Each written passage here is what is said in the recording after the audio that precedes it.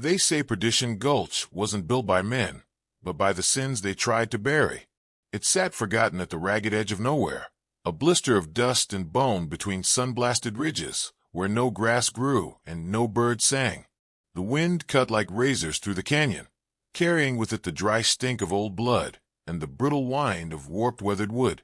Perdition Gulch was a place where men with pasts went to drown them, and where the innocent left their names behind in shallow graves. The town itself wasn't much. A crooked line of warped shanties, saloons with cracked signs, and a single crooked church whose bell hadn't rung in a decade. The heart of it all was the auction block, a splintered platform warped by the sun and stained by the countless feet, tears, and blood of those who'd stood upon it. It was where debts were settled and souls traded. That day, the sky hung low and colorless, a sheet of bleached bone overhead. Dust scoured the faces of the gathered townsfolk, miners, gun hands, and grim-faced wives, all waiting for the next name to be called. Cora May stood tall at the center of the stage. Ash-blonde hair clung in sweaty strands to her dust-caked face, and though a welt darkened her left cheek, her silver-gray eyes met the crowd with a fierce, unblinking glare. The wind tugged at the hem of her torn calico dress, and a cut on her lip bled down to her chin. The charge against her was theft, a lie as thin as the town's claim to decency. Reaver Doyle wanted her land, and in Perdition Gulch, a man like Reaver didn't ask. He simply took. All it required was a nod from Sheriff Elwood Kane, and an accusation would follow. Sheriff Kane leaned lazily against a post near the block, a narrow, cadaverous man with a mouth that smiled without his eyes. He wore a hat bleached pale by years of cruel sun, his badge tarnished, his thin fingers stroking the butt of a pistol he rarely drew, because he rarely needed to. "Next up," Kane drawled, his voice carrying above the restless murmurs of the crowd. "We got ourselves a little lady thinks she's too fine for honest work, too proud to pay what she owes." Cora spat blood to the side, her voice hoarse. "I owe you nothing." A ripple of jeers and catcalls answered her defiance. Reaver Doyle chuckled from his place atop a restless black mare. Doyle was the richest man for 100 miles in any direction, owner of half the claims and twice the sin. His beard was trimmed, his clothes imported, and his eyes gleamed with the flat cruelty of a man who had never known a consequence. "Gotta break the wild ones, Sheriff," Reaver said, grinning wide, "or they turn feral." Kane nodded. Two of Reaver's men clambered up onto the stage, rough and greasy types with bad teeth and worse tempers. One grabbed Cora by the arm. She jerked her elbow into his gut and sent him staggering back, which only deepened the crowd's pleasure. "Get her down," Kane ordered, impatient now. The second man backhanded Cora hard enough to send her to one knee. She staggered up, defiant still, until they seized her by the hair and dragged her toward the edge of the platform. And from across the square, from the mouth of the forge where heat shimmered like a mirage, Elias Brand stepped into the light, a bear of a man, his shoulders broad enough to fill a doorway, the leather apron clinging to his bulk like a second hide. His face was a weathered ruin of old scars and fresh soot, and where his mouth should have shaped words there was only a brutal, jagged scar, a mark left by a torturer's hand long ago. His eyes, pale and inhumanly steady, fixed on the scene unfolding. Few in the town remembered Elias' voice, and none dared test his silence. Rumors clung to him, like flies to meat. Some swore he once tore a gambler's arm off for cheating a child. Others claimed he forged blades for demons, branding his own flesh with infernal marks. A handful whispered that Elias Brand was already dead, a ghost bound by iron and fire. The sledgehammer rested against the forge wall beside him. Its head was iron-black and pitted, its haft worn smooth by endless toil. Elias reached for it now. The movement was simple, almost casual, but it rippled through the crowd like a gunshot. A hush fell, broken only by the restless shift of boots on hard earth and the high keen of the wind. The men on the auction block paused, one hand still knotted in Cora's hair. Sheriff Kane straightened, eyes narrowing. "You best stay where you are, Brand," he called, his voice brittle. But Elias didn't stop. Each step sent a soft puff of dust from the cracked earth. He walked like a man approaching a forge fire, steady, relentless, inevitable. The crowd parted before him as if his shadow carried weight. Cora's face, streaked with blood and dust, turned toward him. For the first time, something in her fierce gaze softened, not fear, not gratitude, but recognition. The man holding her hair tightened his grip, glaring down at her. "Looks like your monster's off his leash," he sneered. Cora spat blood into his boot. Elias mounted the first step of the block. The boards groaned beneath his weight. Sheriff Kane's hand fell to his revolver, and Reaver's eyes gleamed like a snake's about to strike. The hammer rose in Elias Brand's massive hands, and the sins of Perdition Gulch, buried shallow in blood-stained soil, began to stir. Long before the dust settled over Perdition Gulch, before the gallows creaked and the ground stained with the blood of nameless men, there was a soldier named Elias Brand. He wore the blue coat of the Union Army, a young man then, his face unscarred and his eyes unburdened by the weight of a lifetime. He fought at Antietam, crossed rivers of blood in Tennessee, and when the war wound down, it left him with little more than a battered saber, a bride named Lorna, and a newborn son who gurgled in the cradle beside the hearth. They came west chasing peace, a promise whispered by too many dying men in muddy trenches. And for a time, Perdition Gulch had seemed a patch of rough hope, just a scattered clutch of shacks clinging to the bones of the earth, a forge, a church, and land waiting to be tamed. But the land was already spoken for. Reaver Doyle and men like him claimed everything they could see and buried what stood in their way. And when Elias spoke against them, they came at night, torches and rifles in hand, faces masked with wet cloth. He woke to the smoke. Lorna's scream. The cradle overturned. Fire took the house, and the men took him. They branded him a traitor, the iron seared into his chest, the lie hammered deep. They cut his throat, so he could not cry out, left him for dead in the ashes. But death wouldn't have him. He rose in the weeks after, half mad with fever, and they made him build the gallows, the stocks, the auction block, every beam of wood, every iron bolt, forged by his hand, forced beneath the lash of Kane's deputies. He built the instruments of this town's cruelty under duress, while they laughed, while they told him it was mercy to let him live at all. And so, when Elias stepped from his forge on that blistered day, sledgehammer in hand, his body carried not just the strength of muscle and bone, but the long, unspent fury of a man made to watch the world he loved burn. The crowd's laughter died slow, like a wind snuffed out. Sheriff Kane straightened, his narrow face creased by a sneer. "You think you'll change the way of things now, Brand?" he called. His voice stretched thin as old rope. "Been years since you raised more than a hammer, and we let you be out of charity. Turn round. Go back to your forge. Ain't your concern." But Elias kept walking. The sun threw his shadow long over the dust. His boots crushed brittle weeds as he mounted the first step of the block. Cora's head was still held in the bruising grip of one of Reaver's men. Her hair clung to her face, blood seeping from the corner of her mouth. Yet when she saw Elias, when their eyes met, some old thing passed between them. Not recognition, but something older, the kind of bond men and women share when their blood knows the same kind of grief. She didn't cry out, didn't plead, just held his gaze. Elias hefted the sledge. The heavy iron had lifted skyward, catching the harsh light, and a hush fell over Perdition Gulch. Even the wind seemed to pause. "Restrain him," Reaver snarled, his voice sharp, panicked. Two hired guns sprang forward, pistols drawn. A third raised a shotgun, barking, "Drop it, Brand, or we'll put you in the ground." But Elias moved first. The sledge came down in a sweeping arc. The iron head caught the nearest man at the collarbone, and the sound it made was wet and final. The body crumpled before it hit the boards. The second man fired, the shot going wide. Elias closed the gap in two great strides and drove the sledge into the gunman's ribs. Bone snapped, flesh gave, and the man folded around the blow, his pistol tumbling from limp fingers.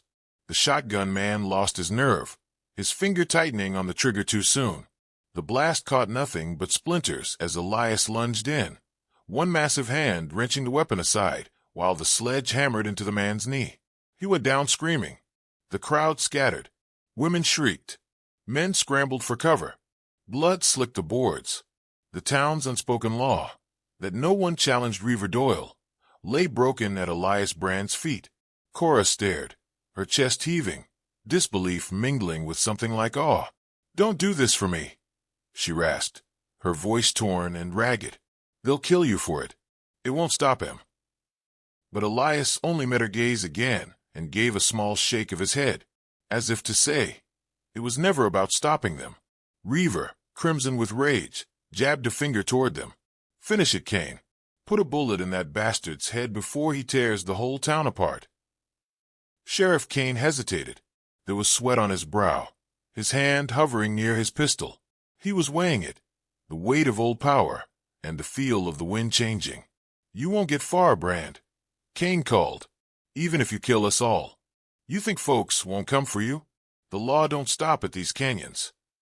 Elias took a step toward him, and then Reaver shouted, desperate now, "She ain't no debtor. She's a witness." It hit the crowd like a thunderclap. Reaver pointed a trembling hand at Cora. She saw it. The Whistler's Bend massacre. Saw me and Kane and half this town wipe out that camp. 24 souls. Old men, mothers, kids, all for the claim. She saw it, and now she thinks she can crawl out of here and talk. Cora's breath caught, her face blanching. There it was, laid bare. Kane's jaw clenched, and for the first time, the glint of fear touched his eyes. Reaver pressed on, panicked. "You gonna let her walk out of here? You'll all swing. Every one of you." Priest knew about it too. He jabbed a finger toward the church steps, where the stooped figure of Father Gannon shrank back into the shadows. The priest's face was ashen, his trembling hands clutching the rosary at his throat. There was a murmur in the crowd now, uneasy. Betrayal hung thick as the dust. Elias, for the first time, made a sound, a guttural rasp, the wreckage of a throat not meant to speak, but filled now with something primal. A growl. And then he lifted the hammer again, a promise made in blood and iron. The forge door slammed shut, the iron latch dropping into place with a heavy clang. Elias shoved a battered anvil against the frame, sealing the entrance as shouts and gunfire echoed through the dust-choked streets outside. Cora stumbled in behind him, clutching her bruised side, her face streaked with sweat and soot. The heat inside was stifling, thick with the sharp scent of oil, scorched metal, and old blood baked into the earth. He didn't speak, just moved, methodical as always, dragging chains and spare timbers into place, barricading windows already boarded against storms long past. The big man's face was grim, his eyes hollowed by something deeper than fury. The hammer still hung from his massive fist, its iron head wet with blood. Cora leaned against a wall, sucking in ragged breaths, blinking at the dim, flickering light cast by the forge's dying embers. Shadows leapt and twisted on the walls, warping the rows of hammers and tongs, the racks of finished blades and rusted nails. It felt like hiding inside the ribs of some ancient, fire-blackened beast. She forced herself upright and stumbled deeper into the gloom. Dust clung to every surface, and the floor was littered with old debris, iron scraps, bent horseshoes, and cracked wagon springs. In a far corner, half buried beneath a rotted tarp, she caught sight of something out of place. A doll, its once pale face now smudged with soot, eyes clouded, one arm burned to a stump. She knelt, brushing trembling fingers across the brittle fabric of its dress. It was small, the kind a child might cling to in their sleep. Beside it, a tarnished silver locket lay open on the dirt floor. Inside, a faded miniature portrait, a woman, dark-haired, eyes kind and steady, a child in her lap with Elias's pale stare. The image was blurred by smoke and years, but the faces were unmistakable. Cora's throat tightened. She lifted the locket carefully, her thumb tracing the woman's face. "This was yours," she murmured, glancing toward Elias. He stood by the forge, his back to her, but she saw the tension in his shoulders, the way his free hand gripped the anvil as if to crush it. A voice rose outside. $50 for his head. Reaver's bellowed promise cut through the evening heat. And another 50 for the girl. A ragged cheer followed, punctuated by gunshots into the sky. Cora swallowed hard and stood. The rage in her bones hadn't cooled. If anything, It burned hotter now. She crossed to Elias, holding out the locket. He turned slightly, his eyes dropping to it, and for the first time, she saw a flicker of something else in his gaze. Not grief. It had long since calcified past that, but a haunted sort of recognition. "They took him from you," she said quietly. "Same way they've taken from everyone who ever dared to stand in this godforsaken town." He didn't nod, didn't speak, but his jaw clenched, and the scar across his throat twitched. A pounding came at the door. Men outside shouting for axes, for torches. "We don't have long," Cora whispered. "If they're offering bounties, half the town will be on us before sundown." A voice rose, not a warning, but a name. "Bran." She stiffened. It was old Isaiah Weaver, a hunched, soot-faced miner who had worked the South Canyons for years. The man's voice cracked with urgency. "We're with you, Elias. There's a few of us, the old crew. Ain't forgot what this town did. Ain't forgot your wife neither." Cora's eyes widened.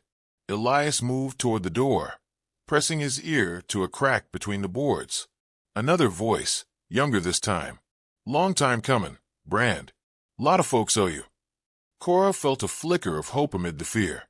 She crossed the forge, shoving aside crates and barrels, her hands slick with sweat. In the back, beneath a heavy tarp stiff with dust, she found what she hadn't known to look for. A chest, iron-bound, marked with the faded insignia of the Union Army. She knelt, heaving the lid open. Inside, wrapped in oiled cloth, were weapons, rifles, pistols, sabers, and knives, all forged in this very room. Ammunition tins, powder horns, and a flag. Its blue faded almost to gray. Elias knelt beside her, his massive hands tracing one of the old rifles. A carving marked its stock, the initials LB, small and careful. "Your wife?" Cora asked. He met her gaze, nodded once. Her throat tightened. "They made you build their gallows," she whispered. "Made you chain good men. Made you hammer the nails that hung the innocent." Elias's stare didn't waver, but his grip on the rifle tightened. "Not tonight," she said. Outside, the shouts grew louder. Flames flickered against the windows as someone set a torch to the eaves. Cora grabbed a carbine and loaded it, her hand steady now. "We're not dying in here, Brand. Not like this." Elias rose, a Colt revolving rifle in one hand, a short saber in the other. The firelight danced on his scarred face, and something new flickered there. Not forgiveness, not peace, but purpose. She smiled grimly. "Let's give them the reckoning they've earned." Elias crossed to the forge, using the dying embers to light a crude makeshift fuse he'd tied to a keg of powder. He handed Cora a second length, nodding toward the rear door. The plan was simple. They'd split the mob, use the forge as bait, set the powder, and slip out through the rear while the miners and old allies struck from the shadows. Cora's heart pounded, not with fear now, but with the heady rush of what might come. Outside, Reaver's voice again. "Burn it down. Salt the ground." Elias met her gaze one last time, and though his throat could shape no words, the meaning was clear. For them. For all of them. Cora set the match to the fuse. Night fell hard over Perdition Gulch, the stars smothered by smoke and the heavy scent of burning timber. Flames licked at the corners of rooftops, turning the sky above the canyon into a bloody haze. The streets pulsed with the sound of boots, hoarse shouts, and the sharp clatter of gunmetal being readied for blood. They came armed with axes, torches, and rifles, a mass of desperate men driven by bounty money, old grudges, and a lifetime of following the loudest voice. Reaver Doyle rode at their head, his black mare's hooves pounding over the dust, his face streaked with soot and sweat. Sheriff Kane followed, his thin face pinched in the firelight, a rifle resting crooked in his hands. In the center of it all stood the forge, a hulking beast of timber and iron, defiant against the storm gathering around it. Inside, Cora worked in the suffocating heat, moving like a spirit through the gloom. She'd sealed the windows with iron plates, scattered bare traps across the dirt floor, and ladled molten iron into crude pitchers. Every tool Elias had forged over years of silent servitude now stood ready to be turned against the men who made him build them. The sledgehammer rested by the door. Elias leaned against the wall, his breath ragged, blood slicking his arms and soaking his shirt. Wounds marked his chest, his shoulders, his cheeks split to the bone. But his eyes still burned, steady, unbroken. When Cora knelt beside him, pressing a strip of torn cloth to his side, he caught her wrist and shook his head. There wasn't time. A voice called out from beyond the barricade. "Brand, send out the girl, and I'll let you live to see tomorrow." "Reaver." Cora's lips curled into a snarl. She grabbed the sledge and met Elias's gaze. "I'll deal with him." The forge door shuddered under the battering of fists and rifle butts. Sparks danced through the cracks, and the screams of men and horses echoed over the canyon. Then a voice split the night. "For Brand." A ragged cheer rose up from the south end of town, and the streets exploded into chaos. The miners came, the old crew, men bent by years in the earth, faces smeared with dust and grit, carrying picks, shovels, rusted rifles.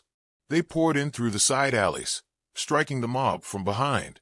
The first wave of townsmen fell before they realized they'd been betrayed, bodies toppling into the dust, cries cut short. A rifle shot cracked from the church bell tower. One of Reaver's men tumbled from his saddle, a neat hole between his eyes.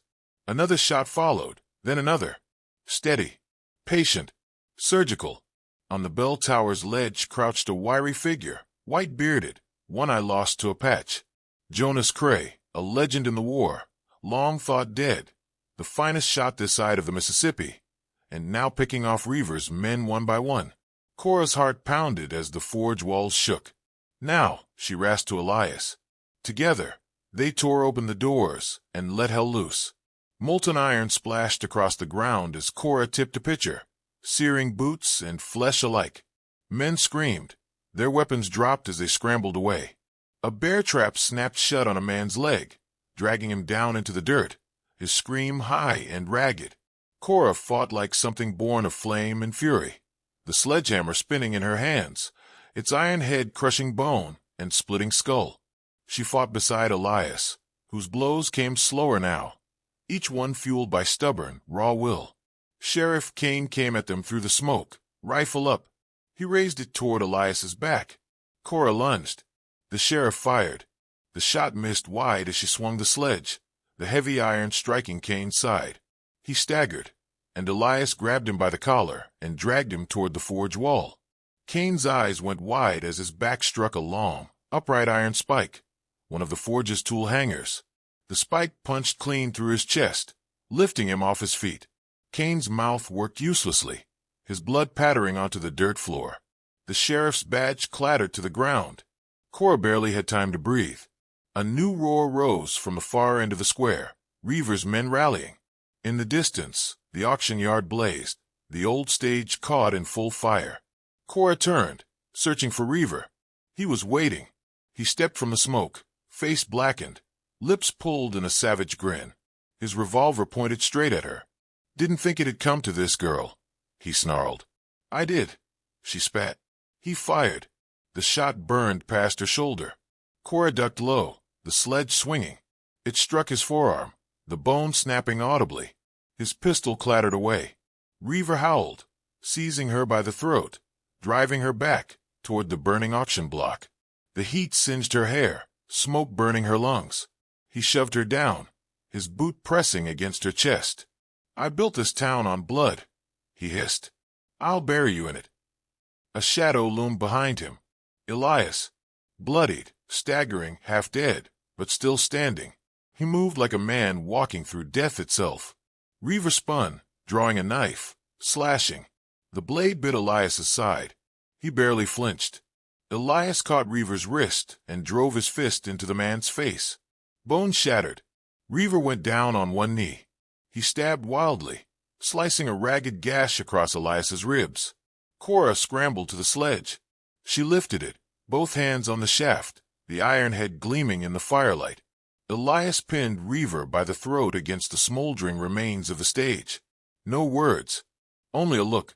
And then, with a snarl of fury, Cora brought the sledge down. The blow caved Reaver's skull with a sickening crunch. His body sagged and crumpled into the dirt. Cora stood over him, chest heaving, hair clinging to her face. Elias swayed, his strength spent. He dropped to his knees beside Reaver's corpse, one hand clutching at his chest. His torn shirt fell open. There, beneath blood and soot, a brand. Not the mark of a traitor. An eagle, talons outstretched, letters stamped beneath it. Covert operatives. War crimes hunters. The shadows that had moved behind the war's lines, cleaning up what official justice never reached. Elias Brand hadn't just been a soldier. He'd been a sanctioned executioner. A list of names burned into his memory. Men who profited in blood and gold. Towns that turned a blind eye. Perdition Gulch had been his final stop. He'd waited, watched, built the gallows, the stocks, the auction block, named the guilty with every nail he'd driven. Now they were dead, and he was done. He looked up at Cora, a faint, exhausted smile in his bloodied eyes. Then his body gave out. Elias Brand collapsed, a man who'd spent every last ounce of vengeance he had left. Morning came grudgingly to the scorched remains of Perdition Gulch. Smoke hung low over the town like a morning veil, thick and acrid, clinging to the smoldering bones of what had once been shacks, stables, and crooked saloons. The forge still stood, though its roof sagged and its walls were blackened, the great iron doors battered but unbroken. Embers glowed faintly in the ash, and the scent of charred timber and blood hung heavy in the air. The bodies had already begun to bloat by the time the sun rose high enough to cut through the haze. Men who had jeered from the gallows square, who'd wagered on others' misery, now lay side by side in shallow graves, their faces stripped of names and titles. Sheriff Kane's crooked badge had been buried with him, a tarnished relic of a reign of cruelty. Reaver Doyle's twisted corpse lay at the far end of town, hastily covered by a pile of stones. No one spoke a word as they lowered him into the earth. The survivors, weary miners, frightened wives, hollow-eyed drifters, gathered before the remains of the auction yard as Cora May climbed what little remained of the platform where she'd once been bound for sale. The wind tugged at her torn dress, her hair singed at the ends, streaks of soot on her pale face. Yet her voice, when she spoke, carried over the square with a fierce, unflinching clarity. "You all knew," she said, gray eyes sweeping the battered crowd. "Maybe not the details, but you knew this town was built on stolen land and murdered souls. You let Reaver Doyle bleed it dry. You let Kane hang good men, sell women and children like cattle. You looked the other way when bodies disappeared into the gulch." No one spoke. A child cried somewhere in the distance, the high, brittle sound of innocence cracking in a place that had never allowed it. Cora drew a long breath. It ends now. She knelt beside a patch of scorched earth, where Elias Brand's body had been laid to rest. The forge hammer lay across his chest in the grave, and the tarnished locket rested against his heart. The simple marker beside him read, "Elias Brand, a good man at last. We owe him," she said, her voice steady though her throat ached. "Every one of us. Not just for what he did last night, but for what he carried in silence all these years. He built this town's gallows because they forced him, but in the end, he used those same hands to tear it down." The townsfolk murmured, some nodding, others unable to meet her gaze. Cora let the silence settle. The forge became his memorial. They cleared the wreckage, patched the roof, and left the great anvil untouched, the hammer still resting where it fell. A single iron plate was affixed to the wall. Brand's Rest, justice forged in fire. They buried the dead, honest and wicked alike, and in the days that followed, the town's old name was spoken less and less. Letters scrawled in the dust of empty windows marked the change first, Brand's Rest. A new town built atop ash and cinder, the memory of its sins seared into every nail and board. Cora took up the forge. The hammer felt right in her hands. She'd never meant to be a blacksmith, but Elias had left no one else. And the forge was still needed, to mend tools, shoe horses, and remind the land that even in the darkest places, iron could be bent toward something good. Each morning she stoked the coals. Each evening she locked the doors, and sometimes in the quiet hours before dawn, she spoke aloud to the empty room, knowing Elias's ghost kept watch. Word spread as it always did in those days, by railmen, drifters, and travelers passing between river towns. They told of a mute blacksmith, who'd once borne a traitor's brand, who rose up against the devils of Perdition Gulch and burned their sins to ash. A woman with silver eyes who now held his hammer, who forged plowshares and rifles with equal care, promising sanctuary to any soul the world tried to break. Settlers came, not in great crowds, but in twos and threes. Families who'd lost land to corrupt lawmen, freedmen hounded by bounty hunters, widows seeking a place where a woman's word carried weight. The old miners stayed, those who had fought alongside Elias that night, their loyalty binding them to the land by more than soil. New homes went up where charred shells had stood, fresh timbers cut from the canyon's edge, fences rebuilt, and cattle driven down from the high pass. The old church bell rang again, and though no preacher claimed it, the sound was clean and clear, a note of new beginning. Cora hung the badge Elias once wore as a Union operative behind the forge's workbench. It bore the same eagle and talon emblem as the brand upon his chest. Some nights she caught herself staring at it, wondering just how many names Elias had carried with him, how long he'd waited to strike. He hadn't spoken of it, hadn't written a word, but his final act told the story plain. Weeks passed. The town settled into its new skin, the old fear giving way to quiet purpose. The graves outside the gulch weathered, and though no one spoke Reaver Doyle's name aloud, every man, woman, and child knew the cost of forgetting. Then, one evening as the sun bled out behind the ridgeline and the wind stirred the brittle grass, a stranger came to Brand's Rest. He rode a gray gelding, his beard streaked white, a battered Union officer's coat draped across his shoulders. His face bore the lines of long years and harsh roads, and his eyes, sharp and gray as gunmetal, carried a weight that felt familiar to those who glimpsed him.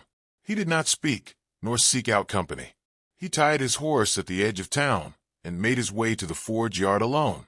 Cora saw him from the doorway. He moved like a man who'd seen too much, the kind who'd lost so many names they no longer bothered remembering their own. At Elias's grave he knelt. He placed a small, leather-bound pouch upon the stone.